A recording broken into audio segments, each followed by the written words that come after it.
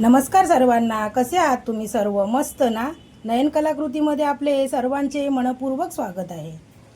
आजची आपली रेसिपी आहे 10 ते 15 दिवस टिकणारे उपवासाचे पौष्टिक असे राजगिऱ्याच्या पिठाचे लाडू. हे लाडू उपवासालाच नाही तर असेही कधीही तुम्ही खाऊ शकता. असे एनर्जी देणारे लाडू आहेत. अत्यंत सोप्या पद्धतीने असे मी हे राजगिऱ्याच्या पिठाचे लाडू दाखवलेले आहेत. राजगिऱ्यामध्ये भरपूर प्रमाणात आयर्न, प्रोटीन, फायबर असे असते. त्यामुळे हे लाडू आपल्या आरोग्याच्या दृष्टीने फारच असे चांगले उत्तम आहेत. चला तर मग राजगिऱ्याच्या पिठाचे लाडू मी कसे बनवलेले आहेत ते आपण पाहूयात. आज बघा मी तुम्हाला उपवासाचे राजगिऱ्याच्या पिठाचे लाडू बनवून दाखवणार आहे. त्यासाठी लागणारं साहित्य बघा. इथे 1 वाटी मी इथे राजगिऱ्याचं पीठ घेतलं. हे चाळून घेतलं पीठ. मैद्याच्या चाळणीने चाळून घ्यायचं हे पीठ, कारण त्याच्यामध्ये जर काय असं जाड वगैरे असेल तर ते पीठ निघून जातं. आपल्याला चांगलं पीठ असं मिळतं व्यवस्थित असं. पाऊण वाटी इथे बघा मी तूप घेतलं आहे. साजूक तूप घेतलं आहे मी. आणि इथे गुळाची पावडर घेतली आहे पाऊण वाटी.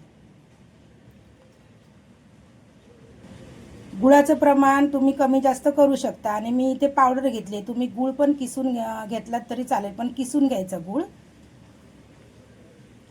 इथे घेतली आहे बघा वेलची पावडर मी 1 चमचा घेतली आहे. आणि इथे बघा मी शेंगदाणे असे भाजून आहे ना त्याची अशी क्रश करून घेतली आहे, पावडर करून घेतली आहे. शेंगदाण्याऐवजी तुम्ही ड्रायफ्रूटची पावडर पण घेऊ शकता. आता बघा गॅसवरती मी जाड बुडाची कढई ठेवलेली आहे. आता कढईमध्ये आपण बघा राजगिऱ्याचं पीठ घालून घेऊया. आता आपण हे थोडंसं असं भाजून घ्यायचं. त्यामध्ये बघा मी 1 मोठा चमचा बघा, हा चमचा आहे टेबलस्पून, तो मी फक्त तूप घालते. थोडं थोडं आपण तूप घालायचं, एकदम तूप जास्त घालायचं नाही. बघा नुसती माझी कढई थोडीशी गरम झालेली होती, म्हणजे पूर्ण मी गरम करून अशी हे केली नव्हती पीठ टाकलं तेव्हा. हे पहा लो टू मीडियम गॅसवरती आपण असं भाजून घ्यायचं आहे हे पीठ. आता परत मी 1 चमचा टेबलस्पून तूप टाकते. पहिले 1 टेबलस्पून टाकले मी तूप. आता परत 1 टेबलस्पून टाकते. आणि परत असं बघा चांगलं असं भाजून घ्यायचं, खमंग असं भाजून घ्यायचं आहे आपल्याला. आता परत मी त्यामध्ये बघा अर्धा टेबलस्पून तूप टाकते. थोडं थोडं करून आपण तूप टाकायचं. एकदम डायरेक्ट आपण जास्त नाही तूप टाकून ठेवायचं. आणि मी कसं एकाच वाटीने मेजरमेंट घेतलेली, त्यामुळे तुम्हाला पण करताना काही प्रॉब्लेम येणार नाही. आता तुम्हाला दिसत असेल याचा रंग बघा बदललाय पिठाचा, बघू शकता तुम्ही.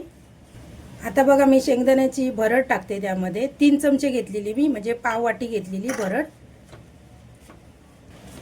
राजगिरा आणि शेंगदाणा हे कॉम्बिनेशन एकदम लाडवामध्ये छान लागतं. तुम्ही त्याऐवजी सुकं खोबरं घेऊ शकता. आणि तुम्हाला मगाशी बोलली ना मी ड्रायफ्रूट्स पण घेऊ शकता, कोणतंही तुम्ही तुमच्याकडे जे अवेलेबल असेल ते.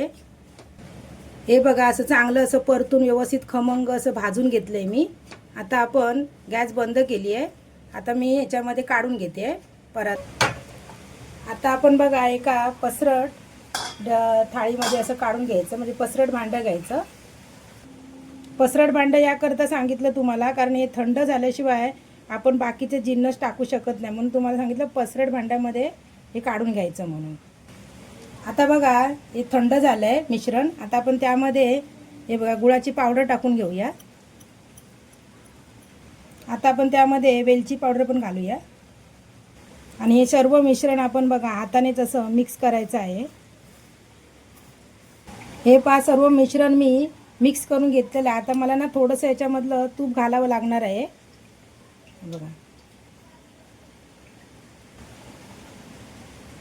हे पहा मगाशी तुम्हाला मी पाऊण वाटी तूप घेतलं असं सांगितलं, त्याच्यामधलं बघा एवढं तूप उरलं. म्हणजे मला अर्धी वाटीच तूप, अर्धी वाटीपेक्षा सुद्धा कमी तूप लागलं. म्हणजे मी तुम्हाला सांगते ना मला 4 टेबलस्पून फक्त तूप लागलेलं आहे. आता परत असं आपण तूप घालून असं मिक्स करायचं आहे. हे पहा असं ना आपण चांगलं हाताने असं व्यवस्थित मळून घ्यायचं, मग ते लाडू व्यवस्थित असे मिळून येतात आणि व्यवस्थित असे होतात, म्हणजे सुटत नाही मग लाडू ते. हे बघा व्यवस्थित असं करून घ्यायचं. आता बघा मी याचे असे मध्यम आकाराचे मी लाडू वळून घेते, जास्त मोठे पण नाही करायचे बघा, मध्यम आकाराचे लाडू मी करून घेते आता.